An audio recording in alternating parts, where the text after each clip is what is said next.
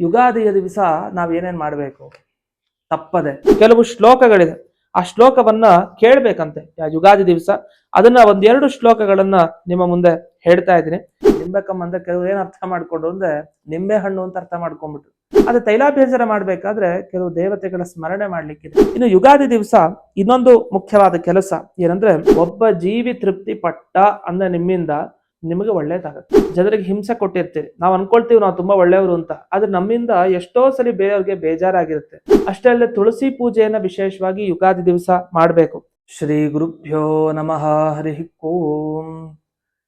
ಜ್ಞಾನಾನಂದಮಯಂ ದೇವಂ ನಿರ್ಮಲ ಸ್ಫಟಿಕಾಕೃತಿಂ ಆಧಾರಂ ಸರ್ವ ವಿದ್ಯಾನಾಂ ಹಯಗ್ರೀವಮುಪಾಸ್ಮಹೇ. ಹೊಸ ವರ್ಷ ನಮಗೆ ಯುಗಾದಿ. ಯುಗಾದಿಯ ದಿವಸ ನಾವೇನೇನ್ ಮಾಡಬೇಕು ತಪ್ಪದೆ. ಯಾಕೆಂದ್ರೆ ವರ್ಷದ ಮೊದಲಿಗೆ ಏನ್ ಮಾಡ್ತೀರಿ ಅದು ಇಡೀ ವರ್ಷ ಕಾಯುತ್ತೆ. ವರ್ಷದ ಮೊದಲಿಗೆ ಯಾವತ್ತೂ ನಾವು ಎಲ್ಲಿರ್ಬೇಕು, ನಮ್ಮ ಮನೇಲಿ ಇರೋದಲ್ಲ, ನಮ್ಮ ಮನೆಯ ಕುಲದೇವತೆ ಇರ್ತಾರಲ್ಲ, ಕುಲದೇವತಾ ಸನ್ನಿಧಾನದಲ್ಲಿ ಇರ್ಬೇಕು ಅವತ್ತಿನ ದಿವಸ. ಅದು ಶ್ರೀನಿವಾಸ ಆಗಬಹುದು, ನರಸಿಂಹದೇವರ ಆಗಬಹುದು, ಕುಲದೇವರ ಇದ್ದ ಕಡೆ ನಾವಿರ್ಬೇಕು ವರ್ಷದ ಮೊದಲಿಗೆ. ಯಾಕೆಂದ್ರೆ ಕುಲದೇವರ ಅನುಗ್ರಹ ಮಾಡೋಷ್ಟು ನಿಮಗೆ ಬೇರೆ ಕಡೆ ಬೇಗ ಆಗಲ್ಲ, ಕಷ್ಟ ಪಡ್ಕೊಂಡು ಹೋಗ್ಬೇಕು. ಕುಲದೇವರ ಅನುಗ್ರಹ ಇದ್ ಬೇರೆ ಕಡೆ ಹೋಗಿ ಬೇಗ ಅನುಗ್ರಹ ಆಗುತ್ತೆ. ಇದು ಹೇಗೆ ಅಂದ್ರೆ, ಮನೆಯಲ್ಲಿ ತಂದೆ ತಾಯಿ ಇರ್ತಾರೆ ದೊಡ್ಡವರು, ಅವ್ರು ನಮಸ್ಕಾರ ಮಾಡಲ್ಲ, ಊರವ್ರಿಗೆಲ್ಲ ಹೋಗಿ ನಮಸ್ಕಾರ ಮಾಡ್ತಾ ಇರ್ತೀವಿ.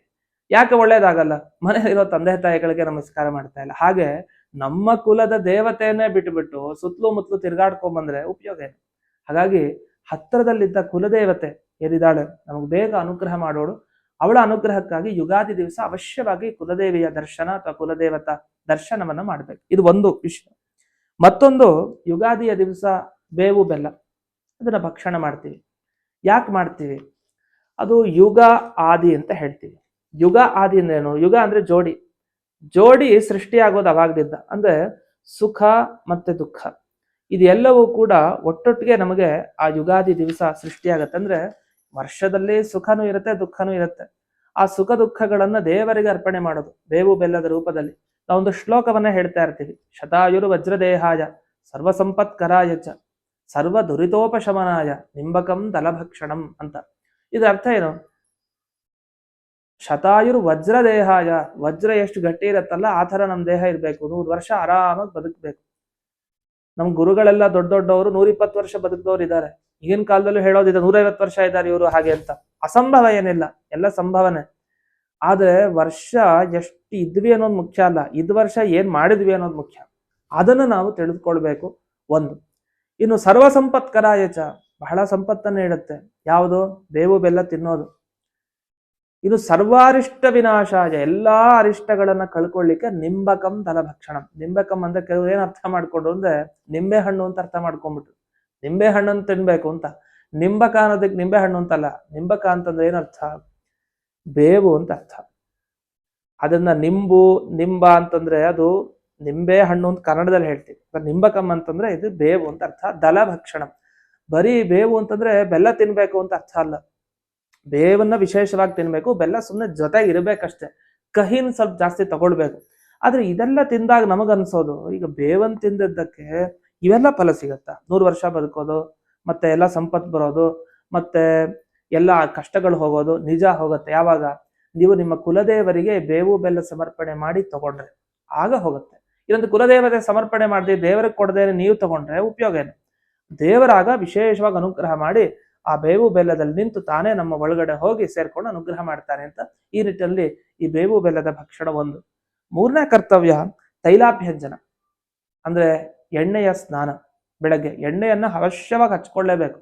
ಪ್ರತಿಪತ್ತು ಅಂದ್ರೆ ಯುಗಾದಿಯ ದಿವಸ ಯಾರು ಎಣ್ಣೆಯ ಸ್ನಾನವನ್ನ ಮಾಡ್ಲಿಲ್ಲ ಅಂತ ಇಟ್ಕೊಳ್ಳಿ, ದೊಡ್ಡ ದೋಷ ಹೇಳಿದ್ದಾರೆ, ನರಕ ಅಂತ ಹೇಳಿದ್ದಾರೆ. ಏನಿದು ಹೆದರಿಸ್ತಾರಲ್ಲ, ಎಣ್ಣೆ ಸ್ನಾನ ಮಾಡಿದ್ರೆ ನರಕಕ್ಕೆ ಹೋಗ್ಬಿಡ್ತಾರ, ನಾವೇ ನೋಡೇ ಇಲ್ಲ, ಹಂಗ ಅನ್ಬೇಡಿ. ಶಾಸ್ತ್ರದಲ್ಲಿ ಏನು ಹೇಳಿದ್ದಾರೆ ಅದು ಇವತ್ತು ಸಿಗದೆ ಇರ್ಬೋದು, ಮುಂದೆ ಒಂದು ಫಲ ಸಿಕ್ಕೇ ಸಿಗತ್ತೆ. ಎಣ್ಣೆಯ ಸ್ನಾನ ಮಾಡೋದ್ರಿಂದ ನಿಮ್ಗೆ ಆರೋಗ್ಯ ಹೆಚ್ಚಾಗುತ್ತೆ. ಹಾಗಾಗಿ ತಪ್ಪಿಸ್ಬೇಡಿ ಅನ್ನೋ ದೃಷ್ಟಿಯಲ್ಲಿ ನೋಡಿ, ಇದನ್ನ ಮಾಡದೆ ಇದನ್ನ ನರಕಕ್ಕೆ ಹೋಗ್ತೀರಿ ಅಂತ ಹೆದರಿಸ್ಬೇಕು. ಜನ ಕೇಳೋದು ಯಾವಾಗ? ಸ್ವಲ್ಪ ಹೆದರಿಕೆ ಉಂಟು ಮಾಡಿದ್ರೆ ಕೇಳ್ತಾರೆ. ಮಕ್ಕಳು ಮಾತನ್ನ ಯಾವಾಗ ಕೇಳ್ತಾರೆ? ಮಗು ಮಾಡಪ್ಪ, ಮಗು ಮಾಡಪ್ಪ, ಎಷ್ಟು ಮುದ್ದಾಗಿ ಹೇಳಿದ್ರು ಕೇಳಲ್ಲ. ಮಾಡ್ತೀಯೋ ಇಲ್ವೋ ಅಂತಂದ್ರೆ ತಕ್ಷಣ ಸ್ವಲ್ಪ ನೋಡುತ್ತೆ. ಹಾಗೆ ನಿಮ್ ವಯಸ್ಸು ಜಾಸ್ತಿ ಆದ್ರೂ ಜೋರ್ ಮಾಡ್ಬೇಕು ಶಾಸ್ತ್ರ, ಮಾಡದೆ ಇದ್ರೆ ಜನ ಕೇಳಲ್ಲ. ಹಾಗಾಗಿ ಕೆಲವು ಸಲ ಎಚ್ಚರದಕ್ಕೋಸ್ಕರ ನಿಮ್ಮ ಒಳ್ಳೇದಕ್ಕೋಸ್ಕರ ಹೇಳ್ತಾ ಇರೋದು ಶಾಸ್ತ್ರ. ಈ ರೀತಿಯಲ್ಲಿ ಆ ತೈಲಾಭ್ಯಂಜನವನ್ನ ಮಾಡ್ಕೊಳ್ಬೇಕು. ಅದು ತೈಲಾಭ್ಯಂಜನ ಮಾಡ್ಬೇಕಾದ್ರೆ ಕೆಲವು ದೇವತೆಗಳ ಸ್ಮರಣೆ ಮಾಡ್ಲಿಕ್ಕಿದೆ. ನಮಗೆ ಗೊತ್ತಿದೆ, ಅಶ್ವತ್ಥಾಮ, ಬಲಿಹಿ, ವ್ಯಾಸಃ, ಹನುಮಾಂಶ್ಚ, ವಿಭೀಷಣ, ಕೃಪಃ, ಪರಶುರಾಮಶ್ಚ ಅಂತ ಈ ಎಲ್ಲರ ಸ್ಮರಣೆ. ಯಾಕೆ? ಚಿರಂಜೀವಿಗಳು ಈಗಲೂ ಅವರೆಲ್ಲ ಇದ್ದಾರೆ. ಹನುಮಂತ ದೇವರಿದ್ದಾರೆ, ಅಶ್ವತ್ಥಾಮಾಚಾರ್ಯ ಇದ್ದಾರೆ, ಎಲ್ಲರೂ ಈಗಲೂ ಇದ್ದಾರೆ. ಅವ್ರು ನಿರಂತರವಾಗಿ ಆಯುಷ್ಯವನ್ನ ಪಡ್ಕೊಂಡ ಮಹಾನುಭಾವರು. ನಮಗೆ ದೀರ್ಘಾಯುಷ್ಯ ನೀಡಿ ಅಂತ ಅವರನ್ನ ಪ್ರಾರ್ಥನೆ ಮಾಡಿ ಎಣ್ಣೆಯನ್ನ ಲೇಪನ ಮಾಡ್ಕೊಳ್ಬೇಕು. ಮತ್ತೊಬ್ಬರಿದ್ದಾರೆ ಮಾರ್ಕಂಡೇಯ ಋಷಿಗಳು. ಮಾರ್ಕಂಡೇಯ ಋಷಿಗಳನ್ನು ಜೊತೆಗೆ ಸೇರಿಸ್ಕೊಳ್ಬೇಕು. 7 ಜನ ಅಲ್ಲ, ಒಟ್ಟು 8 ಜನ ಚಿರಂಜೀವಿಗಳನ್ನ ಸ್ಮರಣೆ ಮಾಡ್ಕೊಳ್ಳೋದು ಕರ್ತವ್ಯ. ಇಷ್ಟಾಗಿ ಬೆಳಗಿನ ಜಾವ ಬೇಗ ಎದ್ದ ಕೂಡಲೇ ಯುಗಾದಿ ದಿವಸ ರಾಮನ ಸ್ಮರಣೆ ಮಾಡ್ಬೇಕು ಅಂತಿದೆ. ಚೈತ್ರ ಮಾಸ, ಅದನ್ನ ರಾಮನಿಗೆ ಜಾಸ್ತಿ ಪ್ರಾಮುಖ್ಯ. ಮತ್ತು ಪ್ರತಿ ದಿವಸ ಬೆಳಗ್ಗೆ ಎದ್ದ ಕೂಡಲೇ ರಾಮನ ಸ್ಮರಣೆ ಮಾಡಬೇಕು. ಅದನ್ನ ಮುಂದೆ ನೋಡೋಣ ವಿಶೇಷವಾಗಿ. ಇನ್ನು ಯುಗಾದಿ ದಿವಸ ಮತ್ತೊಂದು ಏನ್ ಮಾಡಬೇಕು ಕರ್ತವ್ಯ ಅಂದ್ರೆ, ಈ ಪಂಚಾಂಗ ಶ್ರವಣ ಅಂತ ಇದೆ. ಪಂಚಾಂಗ ಶ್ರವಣವನ್ನ ಯುಗಾದಿ ದಿವಸ ವಿಶೇಷವಾಗಿ ಮಾಡಬೇಕು. ಆ ಪಂಚಾಂಗದ ಮಹತ್ವ ಅಥವಾ ಈ ಪರಾಭವ ಸಂವತ್ಸರದ ಹೊಸ ಸಂವತ್ಸರದ ಮಹತ್ವ ಅದನ್ನೆಲ್ಲ ಮತ್ತೊಂದು ಸಂಚಿಕೆಯಲ್ಲಿ ನಾವು ನೋಡೋಣ. ಮುಖ್ಯವಾಗಿ ಈ ಪಂಚಾಂಗ ಶ್ರವಣವನ್ನ ಯಾಕೆ ಮಾಡಬೇಕು ಅನ್ನೋದಕ್ಕೆ ಶಾಸ್ತ್ರ ಹೇಳೋದಿಷ್ಟೇ. ಶಾಸ್ತ್ರದಲ್ಲಿ ಪಂಚಾಂಗಗಳನ್ನು ಯಾಕೆ ಹೇಳ್ಬೇಕು ಅಂದ್ರೆ, ಒಂದೊಂದರಿಂದ ಒಂದು ಫಲ ಹೇಳಿದ್ದಾರೆ. ನಾವು ದಿವಸ, ನಕ್ಷತ್ರ, ಯೋಗ, ಕರಣ, ತಿಥಿ ಇದನ್ನೆಲ್ಲ ನೆನಪಿಸ್ಕೊಳ್ಬೇಕಂತೆ. ಅದ್ರ ಯುಗಾದಿ ದಿವಸ ಯಾರು ಒಬ್ರು ಜ್ಯೋತಿಷಿಗಳನ್ನ ಕಳಿಸಿಯೋ ಅಥವಾ ಯಾರು ವೇದ ಶಾಸ್ತ್ರಗಳನ್ನ ಅಧ್ಯಯನ ಮಾಡಿದ ಪಂಡಿತರು ಇರ್ತಾರಲ್ಲ, ಅಂಥವರ ಮುಖಾಂತರ ಪಂಚಾಂಗವನ್ನ ಕೇಳ್ಬೇಕು. ಇಲ್ಲ ಎಲ್ರು ಬ್ಯುಸಿ ಆಗಿದ್ದಾರೆ, ನಮ್ಗೆ ಯಾರು ಸಿಗಲ್ಲ ಅಂದ್ರೆ ಯೂಟ್ಯೂಬ್ ಮುಖಾಂತರ ಯಾರು ಹೇಳ್ತಾರಲ್ಲ ಅದನ್ನಾದ್ರೂ ನೀವು ಅವಶ್ಯ ಕೇಳಬೇಕು. ಅದು ಕರ್ತವ್ಯ. ಇಲ್ವಾ, ನಮ್ಗದು ಕೇಳಲಿಕ್ಕೂ ಆಗಲ್ಲ, ಅಷ್ಟು ಸಮಯ ಇಲ್ಲ, ನಿಮ್ಮ ಮನೇಲಿ ಕ್ಯಾಲೆಂಡರ್ ಇರುತ್ತೆ, ಪಂಚಾಂಗಗಳಿರುತ್ತೆ, ತಂದು ಇಟ್ಕೊಂಡಿರ್ಬೇಕು. ಅದನ್ನ ತೆಗೆದು ಒಂದು 10 ಪೇಜ್ ಆದ್ರೂ ಓದ್ಬೇಕು. ನೀವೇ ಖುದ್ದಾಗಿ ಓದ್ಬೇಕು. ಓದಿದಾಗ ನಿಮ್ಗೆ ಒಳ್ಳೆ ಫಲ ಸಿಗತ್ತೆ. ಈ ನಿಟ್ಟಿನಲ್ಲಿ ಪಂಚಾಂಗ ಶ್ರವಣವನ್ನು ಕೂಡ ಯುಗಾದಿ ದಿವಸ ಮಾಡಬೇಕು. ಆ ಪಂಚಾಂಗ ಶ್ರವಣದ ಫಲವಾಗಿ ವಿಶೇಷ ಅಂಶಗಳನ್ನು ಹೇಳಿದ್ದಾರೆ. ಆ ಪಂಚಾಂಗದಲ್ಲಿ ಏನೇನ್ ಬರುತ್ತೆ, ಪ್ರತಿಯೊಂದನ್ನು ಯಾಕೆ ಕೇಳಬೇಕು ಇತ್ಯಾದಿಗಳು ಅನೇಕ ವಿಷಯ ಇದೆ. ಅದನ್ನೆಲ್ಲ ಆಚರಣೆ ಯುಗಾದಿ ದಿವಸ ಮಾಡಬೇಕು. ಇನ್ನು ಯುಗಾದಿ ದಿವಸ ಇನ್ನೊಂದು ಮುಖ್ಯವಾದ ಕೆಲಸ ಏನಂದ್ರೆ, ಅವತ್ತು ಈ ಅನ್ನದಾನಕ್ಕೆ ಮಹತ್ವ ಕೊಟ್ಟಿದೆ. ನೀವು ಒಬ್ಬರೇ ತಿನ್ನೋದಲ್ಲ, 4-5 ಜನರನ್ನ ಕರೆದು ಮನೆಗೆ ಅಥವಾ ದೇವಸ್ಥಾನಕ್ಕೆ ಹೋಗಿ ಈ ಅನ್ನದಾನ ಸೇವೆ ಅಂತ ಇರುತ್ತೆ, ಅನ್ನದಾನ ಸೇವೆನ ಮಾಡಿಸ್ಬೇಕು. ಯಾಕೆಂದ್ರೆ ನೀವು ಯಾವುದೇ ಪಾಪಗಳನ್ನ ಕಳ್ಕೊಳ್ಬೇಕು ಅಂತಾದ್ರೆ ಅದಕ್ಕಿರೋ ಒಂದೇ ಉಪಾಯ, ಅದು ಅನ್ನದಾನ ಅಂತ. ಒಬ್ಬ ಜೀವಿ ತೃಪ್ತಿ ಪಟ್ಟ ಅಂದ್ರೆ ನಿಮ್ಮಿಂದ ನಿಮಗೆ ಒಳ್ಳೇದಾಗತ್ತೆ. ಅನ್ನದಾನಕ್ಕೆ ತುಂಬಾ ಮಹತ್ವ ಕೊಟ್ಟಿದ್ದಾರೆ. ಯಾಕೆಂದ್ರೆ ನೀವು ಅಷ್ಟು ಜನರಿಗೆ ಹಿಂಸೆ ಕೊಟ್ಟಿರ್ತೀರಿ. ನಾವು ಅನ್ಕೊಳ್ತೀವಿ ನಾವು ತುಂಬಾ ಒಳ್ಳೆಯವರು ಅಂತ, ಆದ್ರೆ ನಮ್ಮಿಂದ ಎಷ್ಟೋ ಸರಿ ಬೇರೆಯವ್ರಿಗೆ ಬೇಜಾರಾಗಿರುತ್ತೆ. ಅದು ಹೇಗ್ ಬೇಜಾರಾಗಿರುತ್ತೆ ಅದು ನಮ್ಗೆ ಊಹೆ ಮಾಡ್ಕೊಳ್ಲಿಕ್ಕೂ ಸಾಧ್ಯ ಇಲ್ಲ. ಅದು ಮನೆಯಲ್ಲೇ ಬೇಜಾರಾಗಿರುತ್ತೆ ಜಾಸ್ತಿ. ತಂದೆ ತಾಯಿಗಳ ಮಾತ್ರ ನಾವು ಯಾವಾಗಲೂ ಕೇಳೋದಿಲ್ಲ. ಏನ್ ಮಾಡ್ತೀವಿ, ಜೋರ್ ಮಾಡ್ತಾ ಇರ್ತೀವಿ. ಇದೆಲ್ಲ ತಪ್ಪು. ಆದ್ರೆ ತಂದೆ ತಾಯಿ ಎಷ್ಟು ಸಲ ನಮ್ಮ ಮಾತನ್ನೇ ಕೇಳಲ್ಲ. ಯಾಕೆಂದ್ರೆ ಕೆಲವು ಸಲ ದೊಡ್ಡವರಾಗಿದ್ರು ಕೂಡ ಏನಾಗ್ಬಿಡುತ್ತೆ, ಮಾತೇ ಕೇಳಲ್ಲ. ಜೋರ್ ಮಾಡ್ಬೇಕಾಗಿ ಬರುತ್ತೆ ಅಂದ್ರೆ ಅವ್ರಿಗೆ ವಿನಯ ಪೂರ್ವಕವಾಗಿ ಹೇಳ್ಬೇಕಂತೆ, ಜೋರ್ ಮಾಡಿ ಹೇಳ್ಬಾರ್ದು. ಅಂತೂ ಈ ತರ ಅನೇಕ ಘಟನೆಗಳಾಗೋಗಿರುತ್ತೆ. ಇದನ್ನೆಲ್ಲ ನಾವು ಕಳೆದುಕೊಳ್ಬೇಕು ಅಂತ ಆದ್ರೆ ಅಂತಹ ಪಾಪಕರ್ಮಗಳನ್ನ ಆಗ ಈ ಅನುಷ್ಠಾನವನ್ನ ಮಾಡಬೇಕು. ಅಷ್ಟೇ ಅಲ್ಲದೆ ತುಳಸಿ ಪೂಜೆಯನ್ನ ವಿಶೇಷವಾಗಿ ಯುಗಾದಿ ದಿವಸ ಮಾಡಬೇಕು. ಹೆಂಗಸರಾದವರು ವಿಶೇಷವಾಗಿ ತುಳಸಿ ಪೂಜೆಯನ್ನು ಮಾಡಬೇಕು. ಯಾಕಂದ್ರೆ ತುಳಸಿ ದೇವಿ ಕಾಯ್ತಾ ಇರ್ತಾಳೆ, ವರ್ಷದ ಮೊದಲಿಗೆ ನಾನು ಅನುಗ್ರಹ ಮಾಡ್ಬೇಕು ಅಂತ. ಅದೇನೋ ಆಮೇಲೆ ಇರಲ್ವಾ ಅಂತಂದ್ರೆ ಇರ್ತಾಳೆ. ಅದು ಲಕ್ಷ್ಮೀ ದೇವಿಯ ಸನ್ನಿಧಾನ ಜಾಸ್ತಿ ಯಾವಾಗ ತುಳಸಿಯಲ್ಲಿ ಆ ಯುಗಾದಿ ದಿವಸ. ಅವಳು ಎಲ್ಲರ ಮನೆ ಹತ್ರ ಕಾಯ್ತಾ ಇರ್ತಾಳೆ, ಯಾರು ಈ ತುಳಸಿ ಪೂಜೆಯನ್ನು ಮಾಡ್ತಾರೋ ನಾನು ಬಂದು ನಿಮಗೆ ಒಲಿತೀನಿ ಅಂತ ಹೇಳಿ ಕಾಯ್ತಾ ಇರ್ತಾಳೆ. ಹಾಗಾಗಿ ಲಕ್ಷ್ಮಿಯ ಒಂದು ಸನ್ನಿಧಾನ ಇರುವಂತಹ ತುಳಸಿಯನ್ನ ವಿಶೇಷವಾಗಿ ಪೂಜೆ ಮಾಡಬೇಕು. ಹೊಸ್ತಿಲ ಪೂಜೆ ಮಾಡಬೇಕು.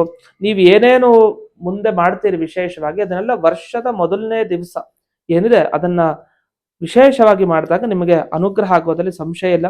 ಹೀಗೆ ಈ ಯುಗಾದಿ ದಿವಸ ವಿಷ್ಣು ಸಹಸ್ರನಾಮ ಪಾರಾಯಣ ಮಾಡಿ ಆರೋಗ್ಯಕ್ಕೋಸ್ಕರ, ಮತ್ತೆ ಗಜೇಂದ್ರ ಮೋಕ್ಷ, ಮತ್ತೆ ಕೃಷ್ಣನ ಸ್ತೋತ್ರ ಇವೆಲ್ಲವನ್ನ ಹೇಳ್ಕೊಂಡಾಗ ಇಡೀ ವರ್ಷ ನಮಗೆ ಒಳ್ಳೇದಾಗತ್ತೆ. ಅದೆಲ್ಲ ಒಂದು ಮಾತಿದೆ, ವತ್ಸರಾದೌ ವಸಂತಾದೌ ಬಲಿರಾಜ್ಯೇ ತಥೈವಚ ತೈಲಾಭ್ಯಂಗಮ ಕುರ್ವಾಣೋ ನರಕಂ ಪ್ರತಿಪದ್ಯತೆ. ಅದನ್ನ ಸಂವತ್ಸರದ ಮೊದಲನೇ ದಿವಸ ಮತ್ತೆ ಈ ಬಲಿಪಾಡ್ಯಮಿ ದಿವಸ ಹೀಗೆಲ್ಲ ತೈಲಾಭ್ಯಂಗವನ್ನ ಮಾಡ್ಕೊಳ್ಳೇಬೇಕು ಅಂತ ಹೇಳಿರೋ ಪ್ರಕಾರ ಎಲ್ಲರೂ ತೈಲಾಭ್ಯಂಗವನ್ನ ಮಾಡ್ಕೊಳ್ಳಿ.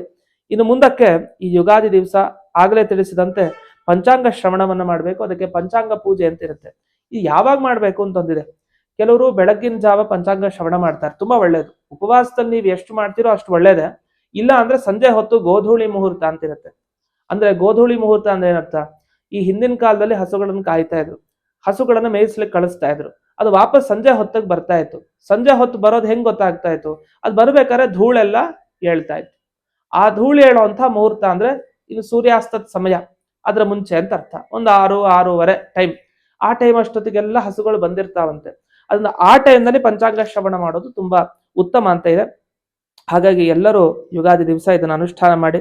ಇನ್ನೊಂದು ಕೆಲವು ಶ್ಲೋಕಗಳಿದೆ, ಆ ಶ್ಲೋಕವನ್ನ ಕೇಳ್ಬೇಕಂತೆ ಯುಗಾದಿ ದಿವಸ. ಅದನ್ನ 1-2 ಶ್ಲೋಕಗಳನ್ನ ನಿಮ್ಮ ಮುಂದೆ ಹೇಳ್ತಾ ಇದ್ದೀನಿ. ಒಂದು, ನಮಸ್ತೆ ಬಹುರೂಪಾಯ ವಿಷ್ಣವೇ ಪರಮಾತ್ಮನೆ ಅಥವಾ ಕಿಂ ಬಹುಕ್ತೇನ ಮಂತ್ರೇಣಾನೇನ ವಾರ್ಚಯೇತ್. ಇದೊಂದು ಮಂತ್ರ ಇದೆಯಂತೆ. ಏನು?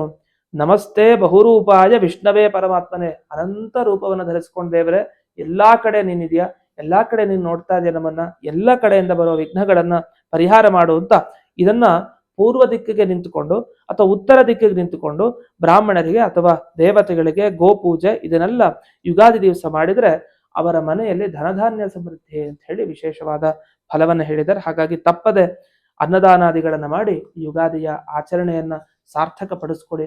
ಎಲ್ಲರಿಗೂ ಈ ಯುಗಾದಿಯಂದು ವಿಶೇಷವಾಗಿ ಆ ಪರಮಾತ್ಮನ ಅನುಗ್ರಹ ಆಗಲಿ. ಮನೆಗಳಲ್ಲಿ ಲಕ್ಷ್ಮೀ ಒಲಿಯಲಿ. ಎಲ್ಲರಿಗೂ ಲಕ್ಷ್ಮೀ ಕಟಾಕ್ಷ ಬೇಕು. ದುಡ್ಡು, ಕೀರ್ತಿ, ಅದನ್ನು ಅತುಲವಾದ ಸಂಪತ್ತು ಅಂತ ಹೇಳ್ತಾರೆ. ಅತುಲ ಸಂಪತ್ತು ಅಂದ್ರೆ ನಿಜವಾಗ ಜ್ಞಾನ. ಆ ಜ್ಞಾನ ಹಾಗೆ ಧನ, ಮಾನ ಎಲ್ಲವನ್ನೂ ಕೂಡ ಆ ದೇವರು ನಿಮ್ಮೆಲ್ಲರ ಕುಟುಂಬಕ್ಕೆ ನೀಡಲಿ ಅಂತ ಈ ಸಂದರ್ಭದಲ್ಲಿ ಪ್ರಾರ್ಥಿಸಿ ಈ 2 ಮಾತುಗಳನ್ನ ಅಸ್ಮದ್ ಗುರುವಂತರ್ಗತ ವ್ಯಾಸತೀರ್ಥ ಗುರುವಂತರ್ಗತ ಭಾರತೀ ರಮಣ ಮುಖ್ಯ ಪ್ರಾಣಾಂತರ್ಗತ ಶ್ರೀಮನ್ಮೂಲ ಗೋಪಾಲಕೃಷ್ಣನಿಗೆ ಅರ್ಪಣೆಯನ್ನು ಮಾಡ್ತೇನೆ. ಶ್ರೀ ಕೃಷ್ಣಾರ್ಪಣಮಸ್ತು.